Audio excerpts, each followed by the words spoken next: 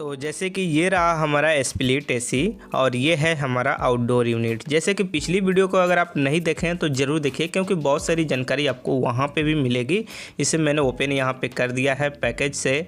और यहाँ पे है हमारा पाइप जो इंडोर से आउटडोर कनेक्ट होता है। दो तरह का पाइप होता है हमारा क्वार्टर सेक्शन, जैसे पतला पाइप होता है, एक मोटा पाइप होता है। और ये जो केबल है आउटडोर से इंडोर में कनेक्शन करने के लिए दिया गया है।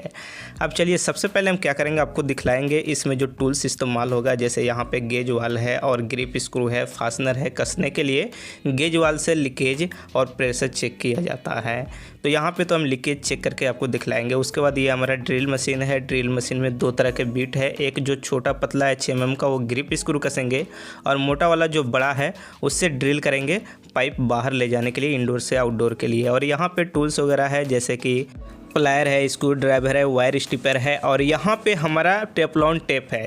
इसका इस्तेमाल किया जाता है अगर लीकेज हो जाए तब। लेकिन कोशिश कीजिए कि टेफ्लॉन टेप आपका नहीं लगे और लीकेज नहीं हो, अच्छी तरह से आपका फ्लेयरिंग बोल्ट से ही एयर बंद हो जाए। और यहाँ पे मेजरमेंट टेप है, हैम्बर है, सिंजल है, एलेंकी है। अब यहाँ पे सबसे पहले हम चलेंगे जो इंडोर यूनिट है, यहाँ पे जो पीवीसी पैकिंग वगैरह दिया गया है, पॉली बैग, इसको रिमूव करेंगे। और यहाँ पे सबसे पहले इंडोर यूनिट को बैक साइड इस तरह से पलट लेंगे। अब यहाँ पे सबसे पहले क्या करेंगे, हम स्क्रू ड्राइवर लेंगे और ये जो स्क्रू दिख रहा है इसको हम खोलेंगे। ये हमारा माउंटिंग प्लेट है। जहाँ पे भी हम इंडोर यूनिट लगाएंगे वहाँ पे सबसे पहले हमारा माउंटिंग प्लेट लगेगा और इसी पे हमारा इंडोर यूनिट लगता है। और ये हमारा पाइप है। ये पाइप 3 रास्ते से निकलता है। एक इस साइड से हमारा निकल के जाएगा आउटडोर यूनिट के लिए, एक इस साइड से भी लेकर के जा सकते हैं आउटडोर यूनिट के लिए। एक होता है, आप होल कीजिए और यहीं पर निकाल लीजिए बिल्कुल सेंटर में। तो हम बिल्कुल वाल को होल करेंगे और वहाँ से निकालेंगे। तो इसके लिए सबसे पहले क्या करना होगा, यहाँ पे पाइप को बिल्कुल सीधा करना होगा। नीचे एक हाथ जरूर रखेंगे और उसके बाद सीधा करेंगे आहिस्ता आहिस्ता, बिल्कुल घबरा के अचानक एक जल्दी से नहीं करना है आपको, नहीं तो पाइप डैमेज हो सकता है और डैमेज होगा तो फिर प्रॉब्लम हो जाएगा। तो इसलिए ज़रूरी है कि एक हाथ को नीचे रखें पकड़ के पाइप को और धीरे धीरे आहिस्ता आहिस्ता इसको सीधा करें। तो इस तरह से हम यहाँ पर सीधा कर लिए हैं। अब क्या करेंगे, हम सबसे पहले ये जो आपको दिख रहा है कैप, इस कैप को खोलेंगे। इसमें गैस होता है, कंपनी एक बार गैस इसमें डाल करके भेजती है कैप पहना करके। अगर इसमें गैस है तो समझिए कि आपका जो कंडेंसर है वो लीक नहीं है। तो यहाँ पे एक कैप खोल दिया। अब दूसरा कैप भी हम खोलेंगे, छोटा वाला। अब इसमें से गैस तो नहीं निकलेगा क्योंकि एक साइड से निकल गया है। नीचे से एक हम क्या किए हैं, एडजस्ट पाना लगा दिए हैं ताकि पतला पाइप है हमारा डैमेज नहीं हो। अगर मोटा वाले में भी हार्ड होता, अगर नहीं खुलता तो हमें पाना लगाना पड़ता। अब कैप को फिर हम लगा दिए ताकि इसमें किसी तरह का कचरा नहीं जाए। जब पाइप हम कनेक्ट करेंगे उस समय खोल लेंगे। अब हम क्या करेंगे, फ्रंट साइड से यहाँ पे जो स्क्रू ये दिया गया है इसको खोलेंगे और इसमें जो कवर है इसको निकालेंगे। और यहाँ से हमारा वायर जाता है आउटडोर यूनिट के लिए कनेक्शन किया जाता है।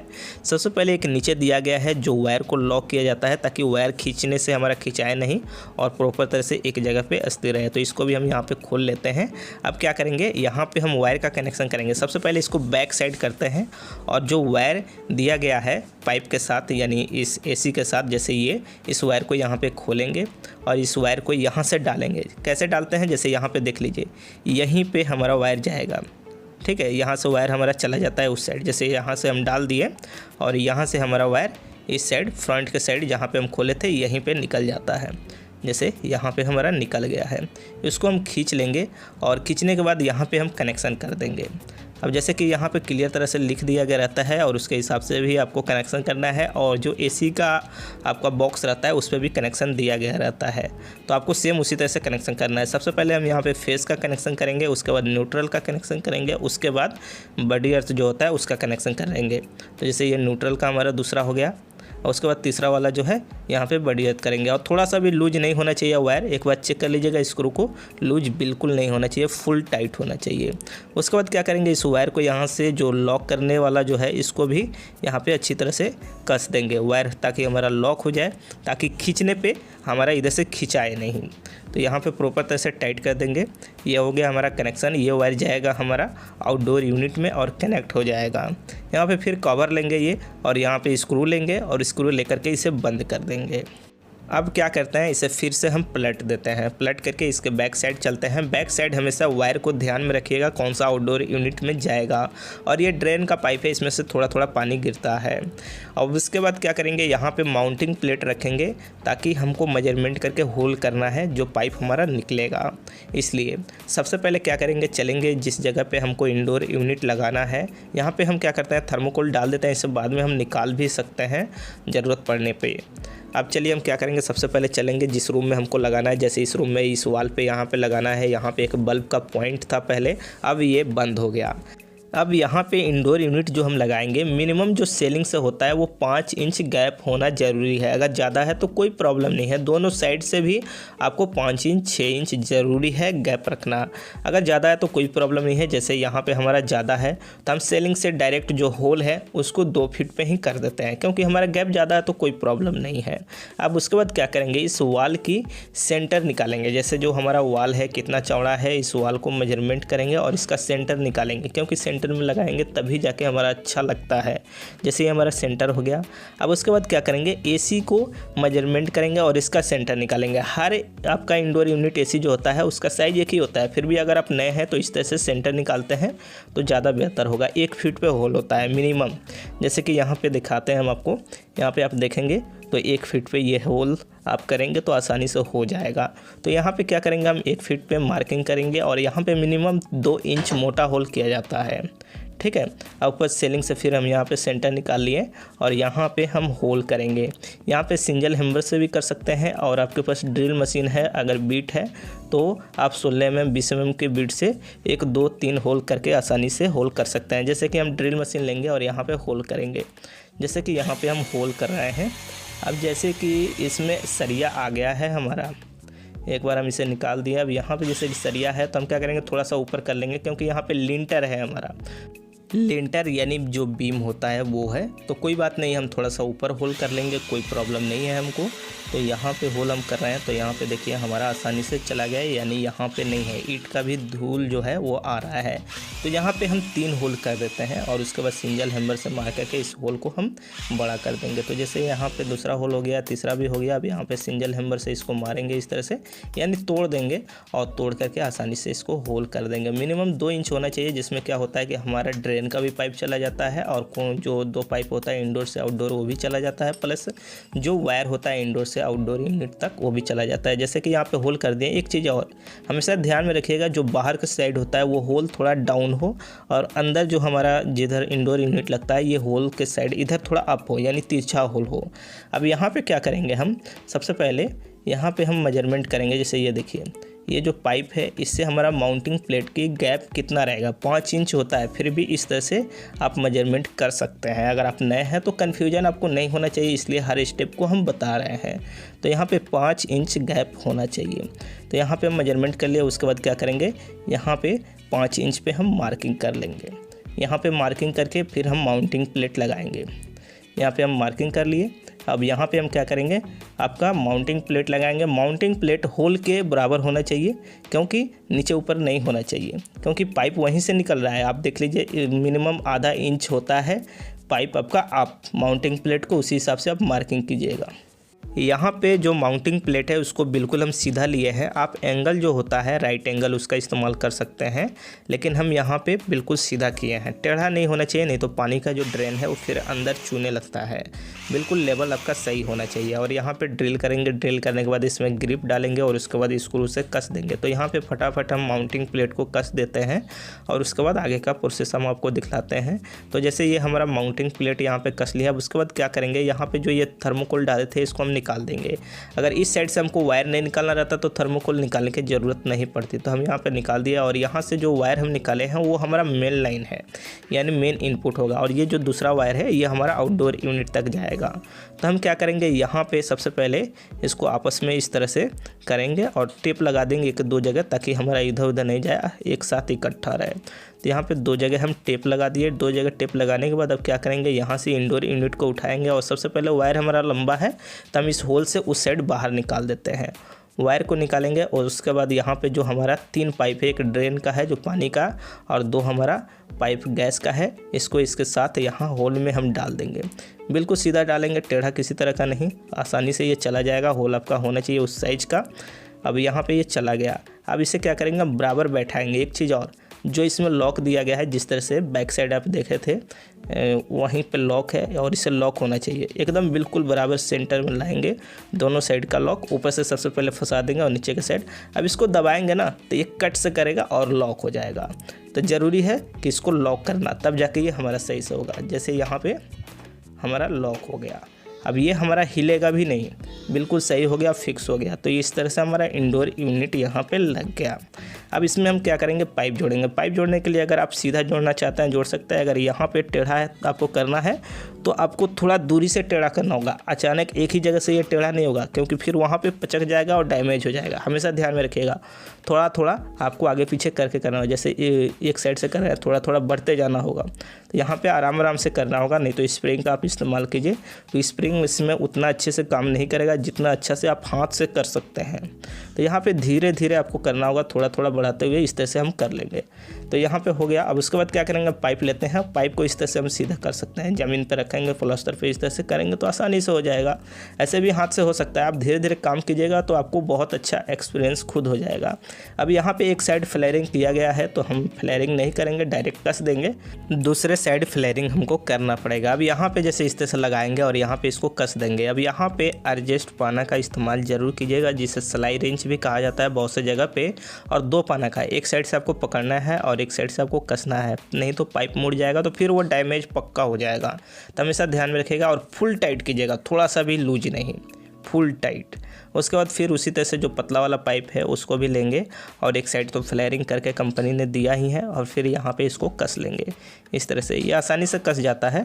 अभी जब ये थोड़ा कस जाए तो उसके बाद क्या करना होगा, आपको फिर पाना ले लेना होगा और दोनों साइड से पकड़ना होगा। एक साइड से पकड़ लिए और एक साइड से आपको कसना होगा। और थोड़ा सा भी लूज नहीं कसा जाता है, क्योंकि अगर लूज रहेगा तो फिर लीकेज हो जाएगा। लीकेज हो जाएगा तो फिर आपका सही तरह से हुआ ही नहीं, फिर गैस ख़त्म हो जाएगा, फिर प्रॉब्लम हो जाएगा, क्योंकि कूलिंग करेगा ही नहीं। तो यहाँ पर हम अच्छी तरह से टाइट कर दिए हैं। आउटडोर यूनिट ऊपर हमारा है और ये जो ड्रेन का पानी का पाइप है यहीं पे हमारा पानी गिरेगा, कोई प्रॉब्लम नहीं है। अगर दूसरी जगह आपको ले करके जाना है तो पाइप जोड़ करके ले करके जा सकते हैं। ये हमारा आउटडोर यूनिट है।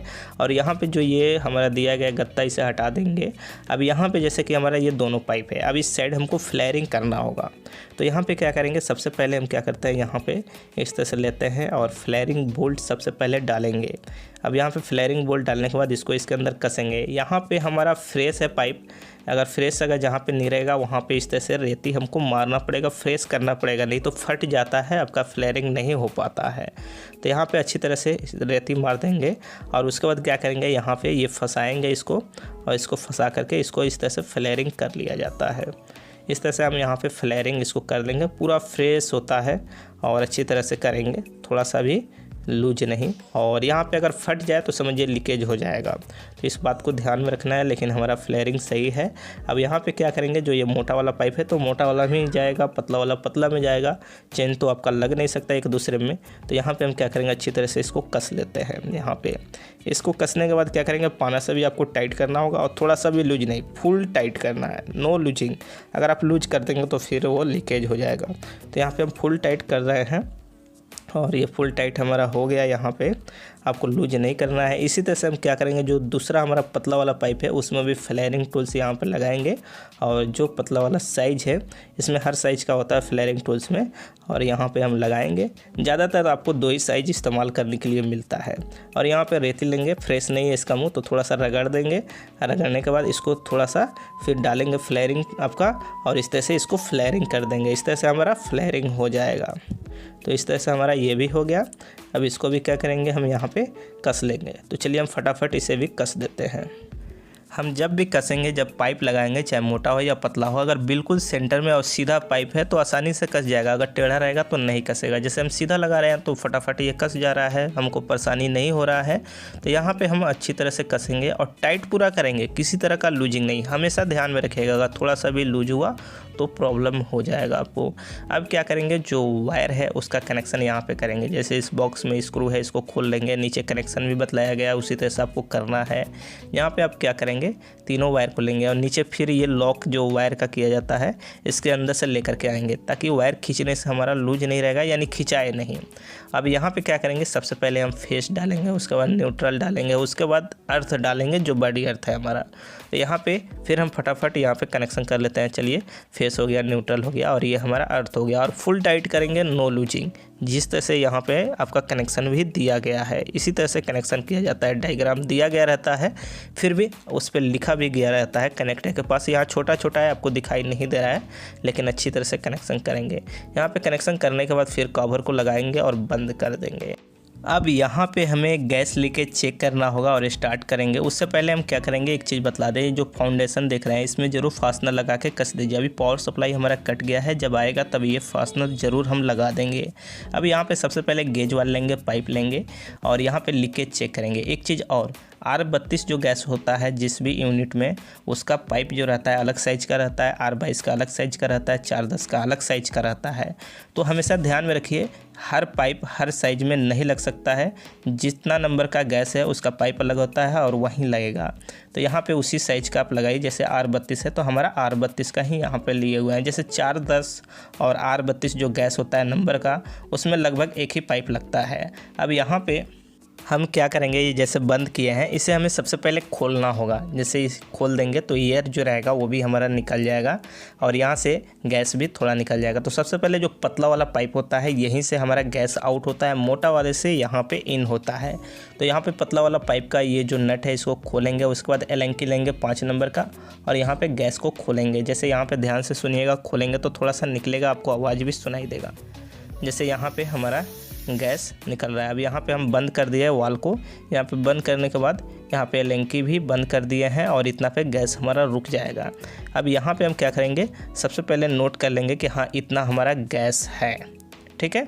अब यहाँ पे फुल टाइट कर देंगे जो हमारा वाल है उसको, प्लस यहाँ पे एलेंकी निकालेंगे और इस नट को खोल के यहाँ पे भी चेक कर लेंगे। ऐसे तो टाइट रहता ही है, टाइट कर देंगे। अब यहाँ से 20 से 25 मिनट हम वेट करेंगे कि हमारा प्रेशर घट रहा है या बढ़ रहा है। तो जैसे कि आधा घंटा हो गया, यानी 30 मिनट हो चुका है और ये प्रेशर नहीं घटा, यानी सही है, लीकेज नहीं है। अब यहाँ पे पाइप खोलेंगे और गैस को हम पूरा खोल देंगे। एक चीज़ और बतला देना चाहते हैं कि कहीं कहीं पे क्या होता है, दूसरा तरीका होता है एक लीकेज चेक करने के लिए। पानी डालते हैं, पानी डालने के बाद हम इसमें सर्फ डालेंगे जो कपड़ा धुलते हैं और इसको मिला देंगे आपस में, और इससे हम जॉइंट वगैरह जहाँ नट वगैरह कसे हैं उस पर डालेंगे और उस पर से बुझ अगर बिकता है या नियर रहेगा तो दिखाई दे देता है। लेकिन सबसे अच्छा तरीका होता है गेज वाल का। जैसे ये वोल्टास का ही एसी है और यहाँ पे हम क्या किए हैं, इस तरह से चेक किए हैं। बहुत पुराना है ये, लगभग बहुत दिन पहले की बात है और यहाँ पे टेफ्लॉन टेप भी लगाना पड़ा था, तब जाके लीकेज बंद हुआ था। अब यहाँ पे जैसे कि जो लीकेज हम इस तरह से चेक कर लिए हैं तो यहाँ पे बुझ नहीं कर रहा है तो सही है। अब इस तरह से क्या करेंगे, यहाँ पे सबसे पहले पतला वाला जो पाइप है इसमें से खोल देंगे पूरा एलेंकी, फिर उसके बाद मोटा वाला भी खोल देंगे। तो इस तरह से खोल दिया जाता है। तो इस तरह से यहाँ पे उसको भी हम खोल लेंगे गैस को। तो यहाँ पे हम इस तरह से खोलने के बाद जो नट वगैरह है इसको भी हम लगा देंगे और इसको भी टाइट कर दिया जाता है। तो इसी तरह से चेक किया जाता है। अगर कहीं पे आपके पास गेज वाल नहीं है, लेकिन कोशिश कीजिए गेज वाल के थ्रू काम करने के लिए, ज़्यादा बेहतर होता है, सही होता है। अब यहाँ पे जो एसी अभी हम लगाए हैं इसका गैस वगैरह हम खोल दिए हैं। अब यहाँ पे सबसे पहले हम स्टेबलाइजर लगाएंगे। जैसे ये हमारा स्टेबलाइजर है वी-गार्ड का। यहाँ पे ये जो फ्रेम है वॉल माउंटिंग, इसको ग्रिप स्क्रू से वॉल में कस देंगे इस तरह से। उसके बाद जो स्टेबलाइजर है इसमें लॉक होता है, जो इसका बैक साइड ये रहता है। इसको क्या करेंगे, स्टेबलाइजर को लगा देंगे यहाँ पे। इस तरह से लगाने के बाद क्या करेंगे, जो वायर एसी का है इनपुट, स्टेबलाइजर से आउटपुट होगा, वहाँ पे कनेक्शन होगा। तो यहाँ पे हम स्क्रू को खोलेंगे और यहीं पे एसी का वायर जो है कनेक्शन कर देंगे। इसमें सबसे पहले फेस होता है, उसके बाद न्यूट्रल होता है, उसके बाद बॉडी अर्थ होता है। तो यहाँ पे हम क्या करेंगे, सबसे पहले तीनों वायर को इस तरह से कस लेंगे, फेस, न्यूट्रल और बॉडी अर्थ। और उसके बाद क्या करेंगे, फिर ये जो कवर है प्लेट इसको कस देंगे। अब उसके बाद क्या करेंगे, स्टेबलाइजर का जो वायर है यहाँ पे टॉप लगाएंगे। टॉप में इस तरह से कनेक्शन हो जाता है न्यूट्रल, फेस और अर्थ। उसके बाद यहाँ पे टॉप को कस देंगे। टॉप को कसने के बाद इसके अंदर हम लगा देंगे। अब चलिए हम क्या करते हैं, एसी को ऑन करते हैं। यहाँ पे फाइनली लग गया। सबसे पहले यहाँ पे जो मिनी एमसीबी है इसको ऑन करेंगे। जैसे पावर सप्लाई अभी है, स्टेबलाइजर आपका 5 सेकंड लेता है और उसके बाद ये आउट कर जाता है। अब यहाँ पे आप देखेंगे तो लाइन आ चुका है, फर्स्ट क्लास है, कोई प्रॉब्लम नहीं है, यानी ऑन हो गया यहाँ पे एसी आपका।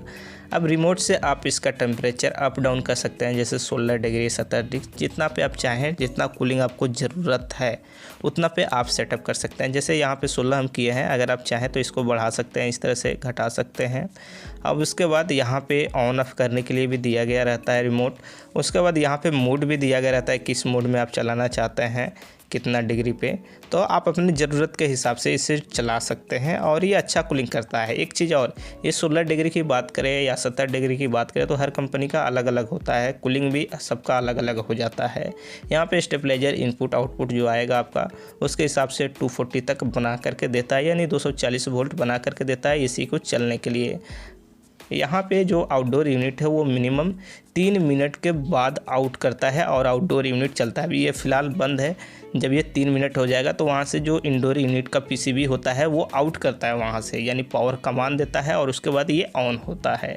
तो ये 3 मिनट तक के बाद ही ऑन होता है। जैसे ये अभी ऑन हो गया, ये ऑन होगा तभी जाके आपका रूम के अंदर कूलिंग होगा। ऐसे तो उसका ब्लोअर चलता है, हवा मिलता है, पर कूलिंग अब हो रहा है, यानी ठंडा हवा अब दे रहा है। तो इस तरह से आप स्प्लिट एसी